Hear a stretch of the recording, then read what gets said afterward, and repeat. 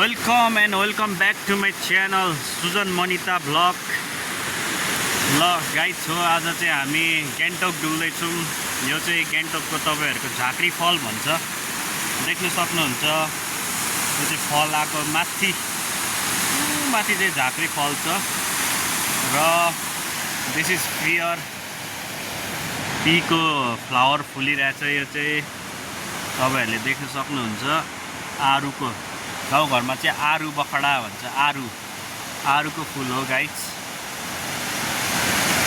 र त्यस पछाडि यो रिसोर्ट चाहिँ सबै एउटै रहेछ। हामीले अहिले भर्खर यहाँ बुझेको यो रिसोर्ट चाहिँ एकैजनाको रहेछ। यता सपिङ कम्प्लेक्सहरू चाहिँ फाल्टो, नत्र यो टोयलेट बाथरुमको लागि माथिल्लोपट्टि छ। र हेर्नु सक्नुहुन्छ ढुङ्गामा पनि यस्तो बनाउनु मिल्छ, बाटोहरू वाल लगाएर तलबाट पुरै होटल व्यवसायको लागि पुरै उठाएर बनाएको छ खोलाको छेउबाट। दिस वान इज झाँक्री फल। यसरी खोला नाला छ भने नि बनाउन सकियो। गाइज हामी चाहिँ यो रेस्टुरेन्टमा खाजा खानु लागेको, चिकन ललिपप। भर्खरै कफी चाहिँ सक्यौँ हामीले।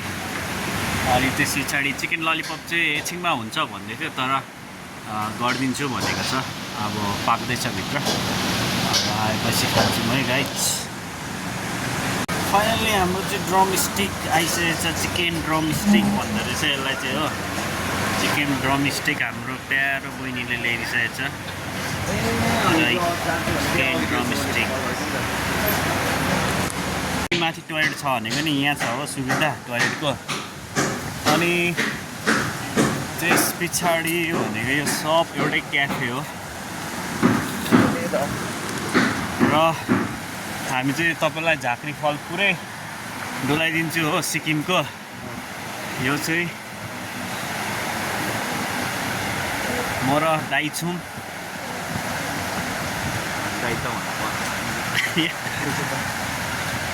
हेर्नुहोस् फुलहरू यसरी जङ्गलमा रोपेर पुरा बाटोसाटो बनाएर। तपाईँहरू नि गाइज खोला छ भने यसो बनाउँदा हुन्छ है। अब अहिले भनेको आर्टिफिसियल, नेचुरल प्लस आर्टिफिसियल बनाउनु भयो भने पर फोटो सेसन हुँदैछ। स्विमिङ पुल पनि रहेछ ल। हजुर हेर्नु, मोटरबाट यहाँबाट पानी तान्यो, उता स्विमिङ पुल झ्याप्पै। ए डस्टबिन फोहोर मैला चाहिँ डोकोमा हाल्छ यहाँ।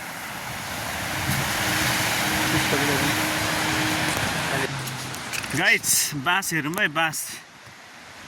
तपाईँहरूलाई थाहा छ भने यो बाँस कुन खालको हो यसो कमेन्टमा लेख्नु होला।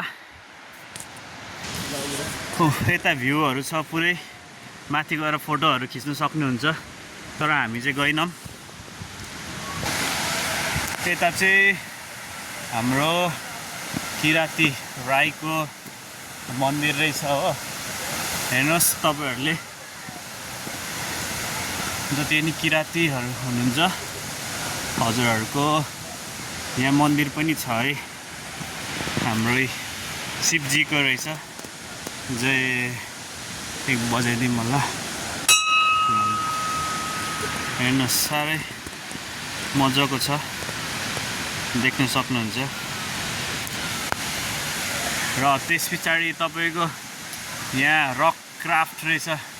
माथि गएर बाटो यस्तो हुँदै रक क्राफ्ट यहाँ खेल्नु सक्नुहुन्छ, चढ्नु झर्नु रक क्राफ्ट। र यहाँ छ है वन झाँक्री सिक्किम। यहाँ चाहिँ तपाईँलाई एडभेन्चरस वाकिङहरू पनि हुन्छ। तपाईँले यो यसमा क्लिप लगाएर हिँड्नु सक्नुहुन्छ हो यस्तोमा। त्यसमा धेरै फन्नी इन्टरटेनमेन्ट हुन्छ। जस्तो कि यहाँ हाम्रो एकजना दाइले गर्दै हुनुहुन्छ, तपाईँहरू यहाँ आएर यसरी वाकिङ पनि गर्न सक्नुहुन्छ है। माथि पुरै सेफ्टी हुन्छ, तर उहाँलाई पुरा डर लागिरहेछ हो। यो चाहिँ एउटा आफ्नो अनुभवको लागि पुरै डर लाग्छ हो। यसलाई नै भन्छ वन झाँक्री फल्स। वन झाँक्री फल्स हो यो, वन झाँक्री फल्स। पुरा उहाँले चाहिँ वाकिङ हेर्नुहोस् हेर्नुहोस् यो चाहिँ आरुको फुल पुरा फुलिरहेछ गाइस। रियल वन झाँक्री। यहाँ चाहिँ पहिला वन झाँक्रीहरू नै हुन्थ्यो र वन झाँक्री फल्स राख्नु भएको रहेछ नाम, देख्न सक्नुहुन्छ। जति नि पहिला धामी बनिनुको लागि वन झाँक्रीले लग्यो भन्थे नि, वहीँ हो है। देख्न सक्नुहुन्छ वन झाँक्री र लिमिमे हुनुहुँदो रहेछ। दुईजनाले चाहिँ धामी बनाउनुको लागि लानुहुन्थ्यो है।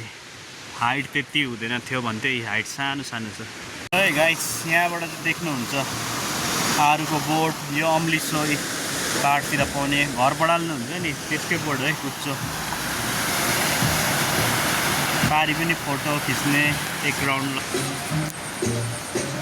यहाँ चाहिँ पहिला झाँक्री फलमा चाहिँ स्विमिङ थिएन, अहिले चाहिँ बोटिङको लागि स्विमिङ बनाएको छ हो। यो आरुको बोट देखिहाल्नुभयो।